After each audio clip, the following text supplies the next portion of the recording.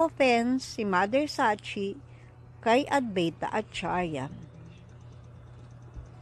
Si Vishvarup, ang kapatid ni Lord Chaitanya, na sobrang malapit kay Advaita Acharya, ay madalas nakikisalamuha sa mga deboto at kasama si Advaita Acharya.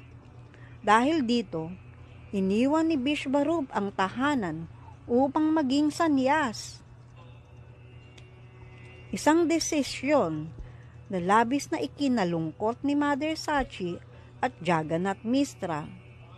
Dahil sa pag-alis ni Vishvarup, nagkaroon ng paniniwala si Mother Sachi na ang pagkaka-impluwensya ni Advaita Acharya sa kanyang anak ang dahilan ng pag-alis nito.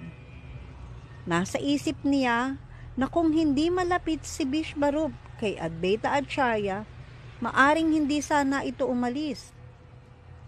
Kaya't sa kanyang puso, nagkaroon ng isang maliit na sama ng loob kay Advaita Acharya. Bagamat hindi ito verbal na inihayag, ito'y itinuturing na isang aparad, offense, sa isang deboto. Makapangyarihan si Lord Chaitanya Mahaprabhu. Alam niya ang lahat, kasama na ang offense ng kanyang ina kay Advaita Acharya. Kaya isang araw, ipinaalala ni Sri Chaitanya kay Mother Sachi na kahit hindi niya verbal na ipinahayag ang offense, nasa puso niya pa rin ito. Ipinaliwanag ni Mahaprabhu na walang makakamit na pagpapalam mula kay Krishna hanggat may offense sa isang deboto, lalong-lalo na kay Advaita Acharya. Isang araw, nakaupo si Sri Chaitanya Mahaprabhu sa trono ni Vishnu sa bahay ni Srivas Prabhu at sa isang damdamin ng kanyang sarili, hinayag niya at sinabi, "Ang aking ina ay nakagawa ng pagkakasala sa mga lotus ng paa ni Advaita Acharya. Hanggat hindi niya pinapawalang bisa ang pagkakasala sa lotus na paa ng isang Vaishnava, hindi magiging posible para sa kanya ang makamtan ang pagmamahal kay Krishna." Nang marinig ng lahat ng mga deboto ito, lahat ng mga deboto ay nagtungo upang dalhin si Advaita Acharya doon. Habang papunta upang makita ang Panginoon, pinupuri ni Advaita Acharya ang mga katangian ni Inang Sachi at sa kanyang pagdating,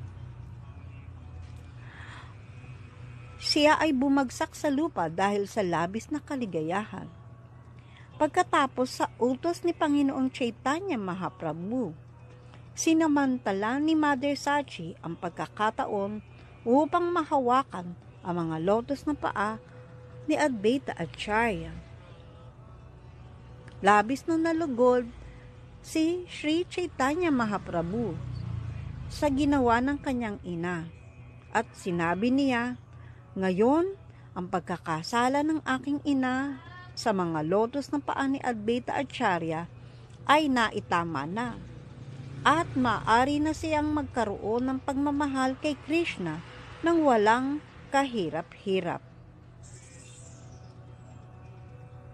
Sa pamamagitan ng halimbawang ito, itinuro ni Panginoong Chaitanya sa lahat na kahit na ang isang tao ay napakalayo na sa kamalayan kay Krishna, kung siya ay nagkasala sa mga lotus na paa ng isang Vaishnava, ang kanyang pag-unlad ay hindi magbubunga.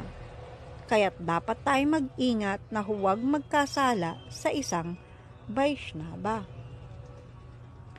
Inilarawan ni Sri Chaitanya ang ganitong pagkakasala sa Chaitanya Charitamrita, Madhya 19.156, tulad ng isang baliw na elepante na maaring wasakin ng lahat ng halaman sa isang hardin. Gayon din, sa paggawa ng isang pagkakasala sa mga lotos na paanan ng isang Vaishnava, maaring masira ng isang tao ang lahat ng paglilingkod sa kanyang naipol sa kanyang buhay. Pagkatapos ng insidenteng ito, isang araw, hiningi ni Advaita Acharya Prabhu kay Chaitanya Mahaprabhu na ipakita ang universal na anyo na mabait na ipinakita ni Lord Chaitanya kay Arjuna. Ipinahayag ni Panginoong Chaitanya na mapalad si Advaita Prabhu na makita ang universal na anyo ng Panginoon. At siya ay pumayag na ipakita ito kay Advaita Acharya. Katulad nga ng sinabi ni Paramahamsa Das, kailangan natin na hindi mag-criticize kahit kanino man, sa hindi deboto, sa deboto, na mga sahaji, na kahit pa ang kanilang chinachant ay anino lamang ni Krishna, o lalong-lalo na sa isang Vaishnava. Papakaingatan natin na hindi tayo mag-criticize. Ang libre lamang nating gawin ay mag-criticize sa atin mismong sarili. Haribol.